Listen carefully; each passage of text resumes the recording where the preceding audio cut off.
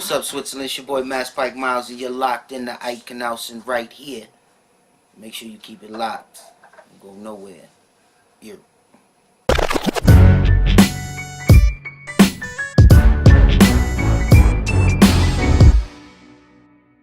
You've also featured on a lot of other artists' records. What's your favorite collaboration to date? You know, I really like collaborating with Fred the Godson. I really like collaborating with niggas like Torch, Gunplay. I just feel like, you know, those guys just get me. You know what I mean? And I just appreciate when they send me back a verse and it's exactly what I wanted it to be. So I really don't have a collaboration per se that I like the best. I just like collaborating with certain individuals the most. Right. Now, name that one song that you did or listen back to like time and time and again and think to yourself, yeah man, I killed that shit. That you're super proud of. I like Love Come Down. Yes. I love Coming Back. I love, you know, Candy Store. I love Sex Compass. Love's Drunk. There's like a couple records that like for instance Can't Take It No More. I mumbled the whole song in one swoop. Wow. Put the beat on, mumble it. That's crazy. Yeah. One take, Miles. I'm not saying I didn't even want to take. I'm not gonna take that credit. But what I'm gonna say is the whole idea was in one take. You know, it's kind of hard to do that with R&B. Absolutely, yeah. You know what I'm saying? Now, you work with a lot of different producers on your mixtapes, and one thing I've noticed is that they all nail the trademark Masspike Miles sound perfectly. Are these producers like you handpicked yourself over the years, or Yeah. do random producers like constantly send you beats and you just select whatever you think is dope and suits your project? Both. Yeah. Yeah. Exactly both. Right. Yeah. It's all about, you know, because the producer that was dope to me last year may not be dope this year. And it's ironic because he was the dopest shit last year. And then another one comes into play. You know, I just find what suits me at that moment. Yeah, so I literally go through thousands of beats per project, and the crazy part about it is we might write the record, and I might have J-Rel sing it, or Low Key sing it, or my other man sing the record, and I just sit with it and listen to it, you know, and line up 30 records and just listen to them. Like, okay, but that one's, I let him keep that one because he really sounds good. He made it sound too good. So Right. this one right here, yeah, this is a monster. You know what I mean? Like, I'll sit with joints like that because I got out of just going and recording a record. Now I could just kind of sit back, have my little homies do the dirty work, peep it. Oh, okay, yeah, keep that harmony, take that harmony out. You know what I'm saying? Formulate this. Nah, you know, I didn't like the way he delivered that. Let me change this delivery. You know. Yeah.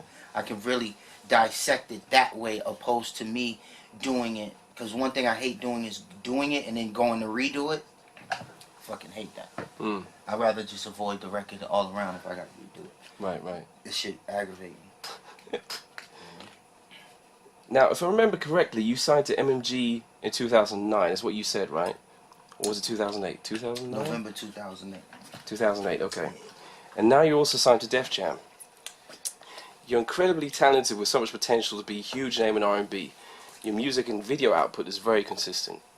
Yet I feel like you've never really received the recognition, support and leverage that you truly deserve. What is your current situation with those labels, and why do you think you haven't had that big breakthrough yet? Well, I've always been an independent. Even all the way down to the videos you've seen and the directors that were shooting my videos at that time were entry-level directors that have now, you know, been, you know, MTV Video Director of the Year, BET Director of the Year, you know, $1 million budgets, Gucci budgets, and, you know, Vogue budgets, and doing videos for every fucking person on the planet. Now, I'm a talent finder. So,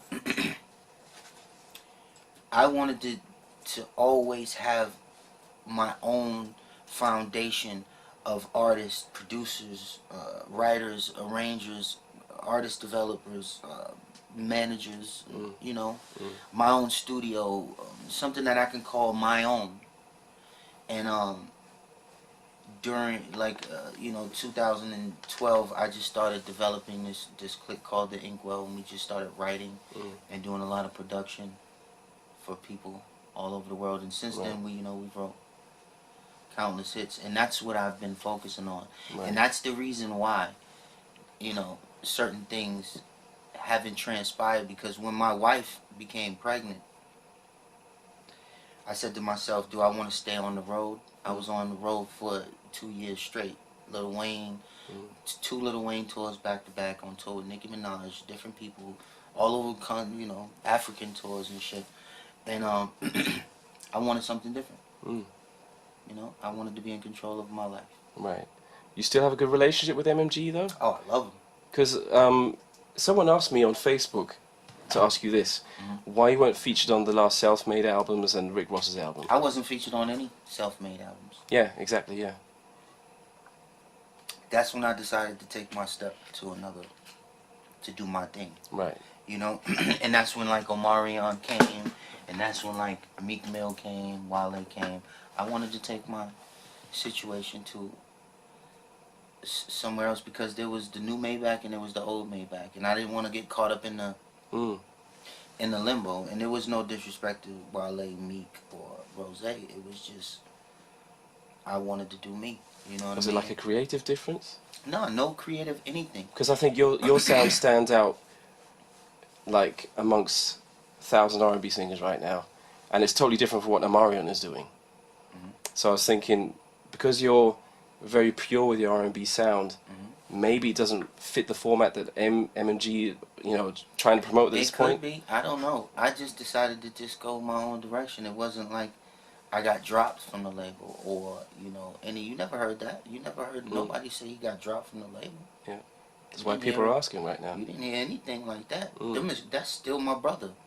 Like, Rose's my brother. Like, I'm with Gunplay all the time. Gunplay's album, I did, what, 4 or 5 beats on there. I featured on there. You know what I mean? Like, so when it comes to MMG, I'm always gonna be Maybach music.